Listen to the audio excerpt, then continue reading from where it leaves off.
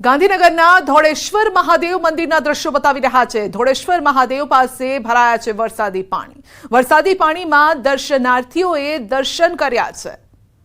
તો શ્રાવણ મહિનો ચાલી રહ્યો છે અને આ સમયે ધોળેશ્વર મહાદેવનું આ મંદિર પણ પાણીની અંદર જાણે કે ડૂબી ગયું છે, પરંતુ તે વચ્ચે પણ ભક્તો ત્યાં પહોંચ્યા છે અને મહાદેવના દર્શન કરી રહ્યા છે।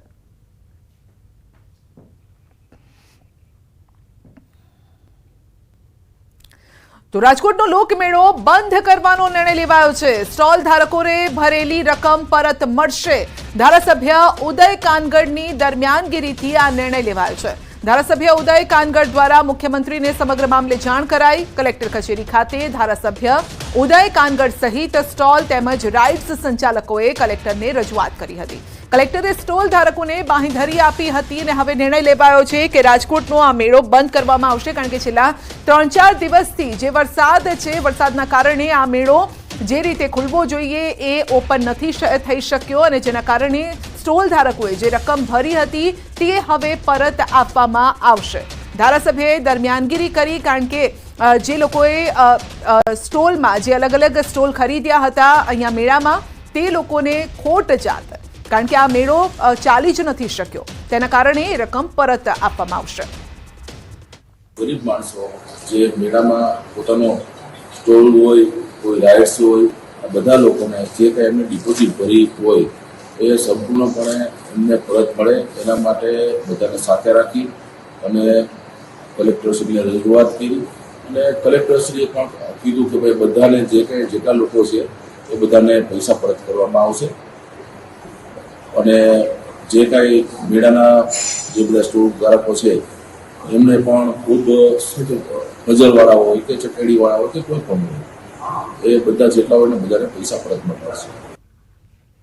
પોરબંદરમાં લોકમેળો આજ પૂરતો બંધ કરાયો છે।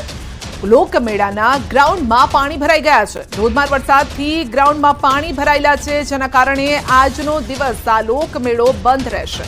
તો પોરબંદરના દ્રશ્યો જોઈ રહ્યા છો। 7મ 8મનો આ મેળો છે અને મેળાને માલવા માટે લોકો દૂર દૂરથી આવતા હોય છે, પરંતુ વરસાદના કારણે પાણી ફરી વળ્યા છે, જેના કારણે મેળાને બંધ રાખવાનો આજના દિવસ પૂરતો આ બંધ રાખવાનો નિર્ણય લેવાયો છે। પરંતુ જો આવતીકાલે પણ આ પ્રકારની પરિસ્થિતિ રહેશે તો કદાચ નિર્ણય વધારી પણ શકે છે।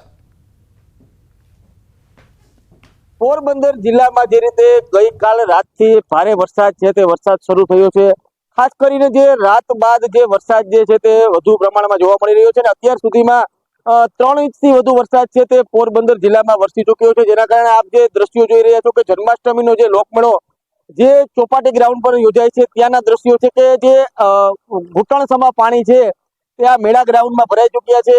આ જે પાણી ભરાવાના કારણે આજે મેળો છે તે મેળો રદ કરવામાં આવ્યો છે આજના દિવસે અને જે ચકડોળ ધારકો છે, ખાણીપીણીના સ્ટોલ ધારકો છે, તમામ લોકોને આજે પાણી વરસાદના કારણે મોટી નુકસાની સહન કરવાનો વારો આવ્યો છે। હાલ તો જે આપ જોઈ શકો છો કે દ્રશ્યો જે છે તે આખા જે વરસાદી જે પાણી છે તે પાણી મેળા ગ્રાઉન્ડમાં ફરી વળ્યા છે અને જે ઘૂંટણસમાં પાણી ભરાઈ ચૂક્યા હોવાથી જે મેળો છે તે મેળાને પણ આજના દિવસ પૂરતો બંધ રાખવાની ફરજ છે તે વહીવટીતંત્રને પડી છે। એટલે કહી શકાય કે ભારે વરસાદની જે આગાહી છે તેને જોતા હજુ પણ જે રીતે વરસાદ પોરબંદર જિલ્લામાં વરસે તેવી શક્યતા જોવાઈ રહી છે, ત્યારે હાલ તો કહી શકાય કે પોરબંદર જિલ્લામાં ખૂબ જ જે પરિસ્થિતિ છે તે ખૂબ જ નાજુક છે અને જે વધુ જે વરસાદ જો આવશે તો વધુ પણ નુકસાન જે તે આ મેળામાં જે ધંધાર્થીઓ વેપારીઓ છે તેઓને સહન કરવાનો વારો આવી શકે એમ છે। પ્રતિશ સિલુ, ન્યૂઝ 18 ગુજરાતી, પોરબંદર। તો મોરબીના વાંકાનેરમાં માટેલધામનો માટેલીઓ ધરો 2 કાંઠે વધ્યો છે। માટેલધામ દર્શન કરવા આવતા ભક્તોને દર્શન ના કરવા આવવા માટે માટેલધામ મંદિર દ્વારા અપીલ કરાઈ છે। માટેલ અને આજુબાજુના વિસ્તારોમાં ભારે વરસાદના લીધે પાણી ભરાયા છે। માટેલધામ મંદિર દ્વારા વરસાદ પ્રભાવિત જે લોકો માટે ફૂડ પેકેટ પણ તૈયાર કરવામાં આવ્યા છે। તો આપ જોઈ શકો છો માટેલધામનો જે ધરો છે ત્યાં કેટલા પાણી ભરાઈ ગયા છે।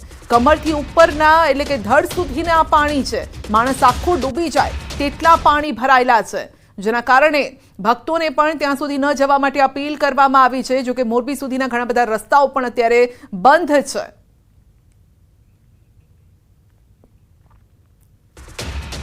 સુરેન્દ્રનગરનો હબિયાસર ગામનો પુલ ધરાશાયી થયો છે. પુલ તૂટવાનો બનાવ કેમેરામાં કેદ થયો છે. ચોટીલાના હબિયાસર ગામ પાસે આવેલો છે પુલ.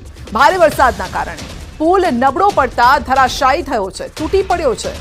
મોરસલ ડેમ ઓવરફ્લો થતા પાણીનો પ્રવાહ વધતા પુલ પત્તાના મહેલની જેમ ધરાશાયી થયો. પુલ તૂટી પડવાની સમગ્ર ઘટના કેમેરામાં કેદ થઈ. પુલ તૂટી પડ્યો તે સમયે પુલના બંને છેડે લોકો પણ ઊભા હતા, પરંતુ કોઈ જાનહાનિ નથી થઈ. અને જોઈ લો આ દ્રશ્યો, ખરેખર ડરાવી દે તેવા આ દ્રશ્યો છે. જો કોઈ વ્યક્તિ આ પુલની ઉપર ઊભું હોત તો શું થાત? ધડાકાભેર તે પાણીના વહેણમાં જતું રહેત અને સાથે તે તણાઈ પણ જાત. તો ખરેખર ડરાવના દ્રશ્યો. અક્ષય આપણી સાથે જોડાઈ ગયા છે ફોન લાઈન પર. સંવાદદાતાજી અક્ષય, ડરાવના દ્રશ્યો છે. પુલ ધડાકાભેર તૂટી પડ્યો. જી, ચોક્કસથી વાત કરવામાં આવે તો ચોટીલા તાલુકામાં છેલ્લા 2 દિવસથી આગ ફાટી હોય તેવી સ્થિતિ સર્જાઈ છે, જેને લઈને ચોટીલા તાલુકાનો જે મોરસલ ડેમ છે, ડેમ ઓવરફ્લો થતા એ ડેમના ધસમસતા પાણી છે પુલની નીચેથી પસાર થયા હતા, જેને લઈ અને આજે વર્ષો જૂનો જે બિસ્માર પુલ છે એ ધરાશાયી થઈ ગયો. તો પુલની બંને તરફ લોકો હતા અને જે પુલ તૂટવાની સમગ્ર ઘટના છે એ કેમેરામાં કેદ થઈ ગઈ હતું. પરંતુ સદનસીબે હતા કે આ પુલ તૂટવાની જે ઘટના છે એમાં એક પણ વ્યક્તિને જાનહાનિ થઈ નથી. પરંતુ હાલ જે હબિયાસર ગામ છે સંપર્ક વિહોણું બની ચૂક્યું છે ને ગામમાં જે લોકો છે તે ગામમાં રહી ગયા છે અને જે ગામની બહાર છે તે લોકો હવે ગામમાં પરત જઈ નથી શકતા. અક્ષય, કેટલા ગામને જોડતો આ પુલ છે? કયો આ રસ્તો છે?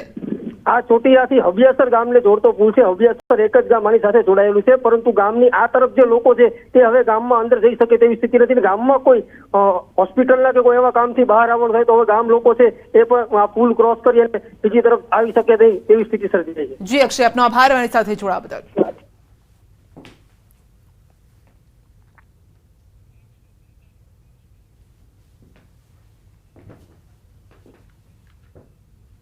તો પડે પડની ખબર અમે આપને બતાવી રહ્યા છીએ અને ખૂણા ખૂણા પર ન્યૂઝ 18 ગુજરાત